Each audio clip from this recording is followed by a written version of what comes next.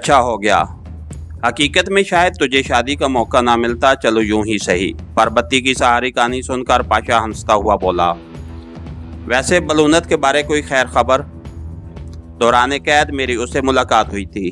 दौड़ते वक्त मैं उसे तलाश न कर सकी कि मेरे पास ना तो इतना टाइम था और ना ही इतनी जुर्रत कि मैं वहाँ दंदनाती फिरती। सही कहा।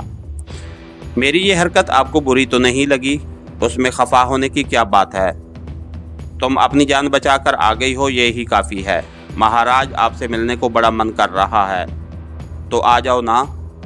लेकिन ये ख्याल रहे कि तुम्हारे पति देव को नागवार ना हो।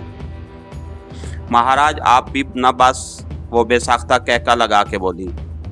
वैसे अभी तक शादी का सिर्फ वादा ही हुआ है, इसलिए आपको फिक्रमंद होने की ज़रूरत नहीं।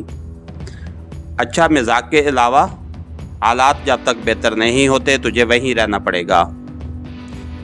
जैसे आपकी अच्छा महाराज, वैसे मेरी नज़र में तो आपके चरणों से बेहतर कोई जगह नहीं है। बस चंद दिन की बात है पार्वती। भगवान ने चाहा तो जल्द ही हम इकट्ठे होंगे। आपसे मिलने के लिए कब आ जाऊं? मैं तो कहता हूं अभी आ जाओ, वरना जब टाइम मिले आ जाना। ठीक है, मैं कल आऊंगी। एड्रेस क्या है? और पाशा उसे अपना एड्रेस बताने लगा। महाराज बहुत दूर ठिकाना बताया है। क्या करें पार्वती, हालात ही कुछ ऐसे बन गए कि हमें छुपने पे मजबूर होना पड़ा।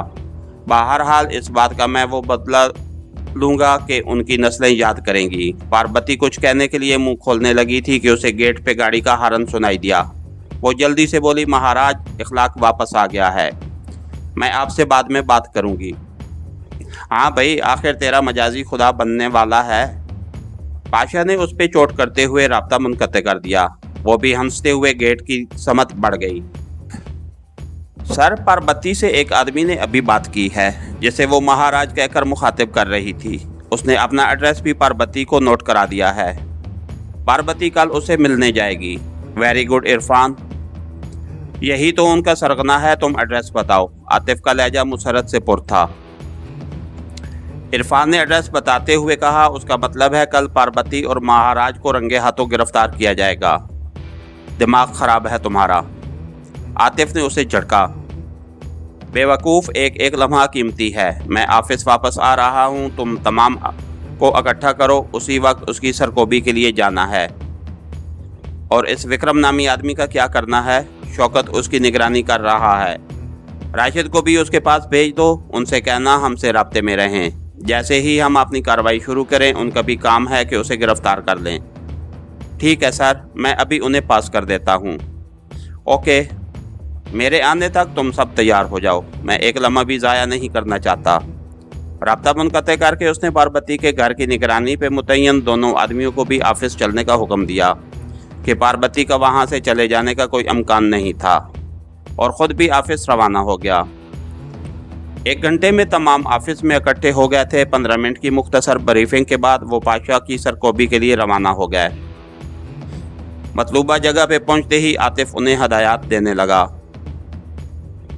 इरफान, इमरान और सुहेल को साथ लेकर तुम इस मकान की अकबी समत चले जाओ। हमीद, तुमने और जुल्फ़कार ने मतलूबा मकान के दाएं तरफ के घर में घुसना है, और ज़फ़र, तुमने इलियास के साथ बाएं तरफ के घर में घुसना है। अख्तर और इशफाक मेरे साथ सामने से जाएंगे। किसी को कोई डाउट? No sir. तमाम फर्दन वायरलेस पे बोले। इरफान, राशिद और शौकत को भी बता दो कि हम कार्रवाई शुरू कर रहे हैं। Okay sir. ठीक है, तुम अपनी गाड़ी अकबी समत में ले जाओ। बाकी तमाम ने तो सामने की तरफ से ही जाना है। On location sir. Chand minute बाद ही वायरलेस सेट कर इरफान की आवाज़ गूंजी।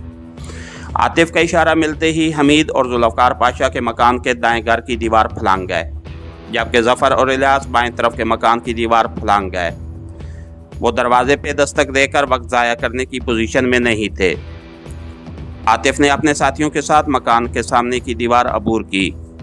अगले ही लम्हे वो घर के अंदर थे।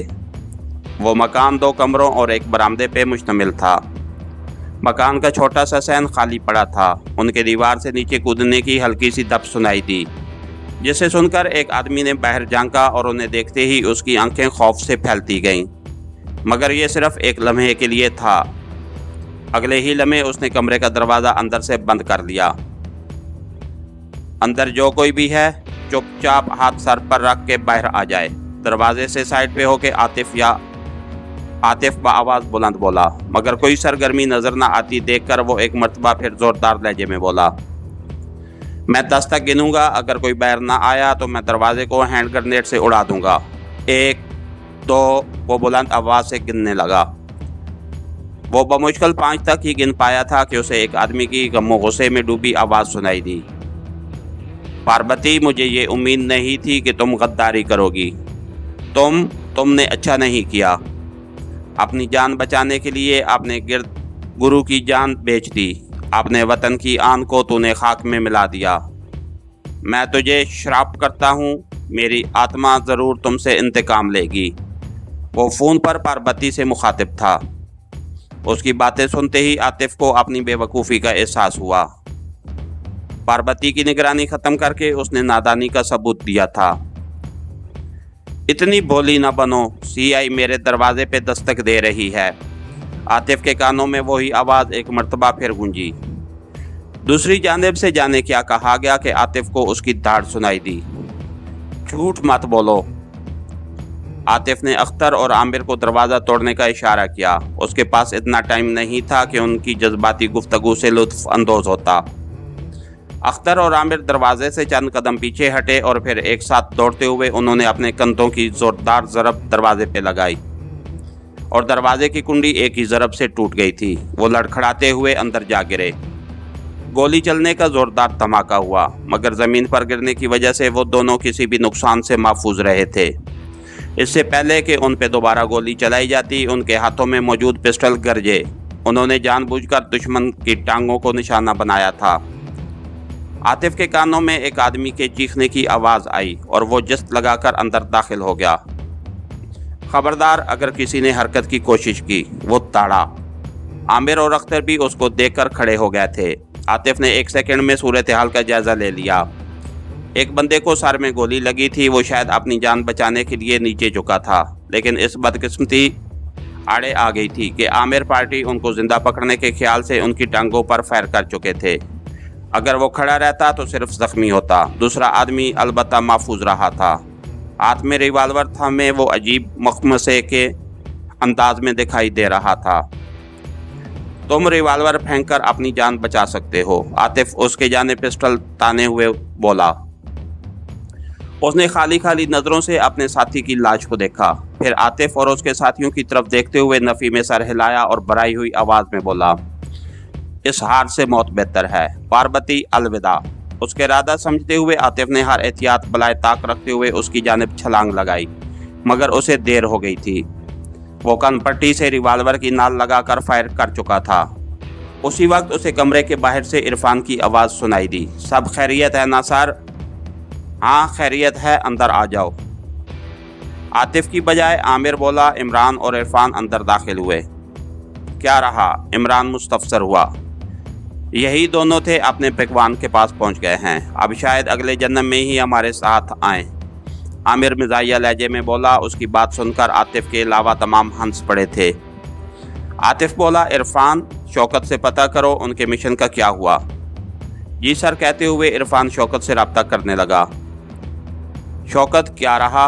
उसे शौकत की पुरजोश आवाज़ सुनाई दी। हम कामयाब रहे इरफान भाई, गुड हो गया। उसे लेकर गेस्ट रूम पहुंचो, हम आ रहे हैं। उसे कहो एक आदमी पार्वती की निगरानी के लिए भी चला जाए। आतिफ का ये हुक्म इरफान शौकत को बताने लगा। इरफान ने पूछा, इन लाशों का क्या करना है? पुलिस खुद उठा लेगी। तुम दोनों कमरों की तलाशी लो और आमिर तुम बाकी तमाम को पास कर दो कि ऑफिस पहुंच जाएं। ये कहकर वो खुद भी बाहर की तरफ चल पड़ा। सरगना की खुदकशी उसे हजम नहीं हो रही थी। अख्तर उसके साथ कदम मिलाते हुए बोला, सर पार्वती के कानों के जेवर में तो इंडिकेटर फिट है ना, वो कहाँ छुप सकती है? बरखुरदार, पहली बात तो ये है कि तेरे एक हम जिन्स इखलाक साहब की मेहरबानी से पार्वती की जान उस इंडिकेटर से छूट चुकी है, क्योंकि उसके कानों में आजकल इखलाक साहब के दिए हुए जुमके हैं। और दूसरी बात यह कि मुझे पार्वती की नहीं बल्कि उसके महाराज की मौत की परेशानी है। अगर ये जिंदा हाथ आ जाता तो कम अज़ कम उनके बाकी मानदा कारिंदे तो गिरफ्तार हो जाते। इरफान ने कहा, सर, हो सकता है जिस बंदे को शौकत पार्टी ने गिरफ्तार किया है उससे हमें इस बारे कुछ मालूमात हासिल हो जाएं। शायद। आतिफ का लहजा बुझा बुझा सा था। इतनी ज़्यादा मेहनत के बाद ये नाकामी उसे बर्दाश्त नहीं हो रही थी। उसे ज़रा भी शुबा होता कि वो ख़ुदकशी कर लेगा तो वो पहले से उसका कुछ न कुछ बंदोबस्त ज़रूर करता, और अब उसकी आखिरी उम्मीद विक्रम नामी आदमी था। गाड़ी स्टार्ट करते हुए अचानक उसके जहन में एक ख्याल आया और वो इरफान से बोला, इन दोनों की लाशें भी उठवा लो। बलूनत से उनके सरगना की मौत की तस्दीक ही कर लेंगे, कहीं असल सरगना कोई और ना हो। इरफान जो उसके साथ गाड़ी में बैठ गया था जी सर कहते हुए नीचे उतर गया और उसने बेदिली से गाड़ी आगे बढ़ा दी। इसके साथ ही हमारी आज के एपिसोड का इख्तिताम हुआ। कहानीगर चैनल को लाइक कीजिए, सब्सक्राइब कीजिए और बेल आइकन को प्रेस कर दीजिए ताकि हर आने वाली नई वीडियो आप तक बर वक्त पहुँच सके। शुक्रिया।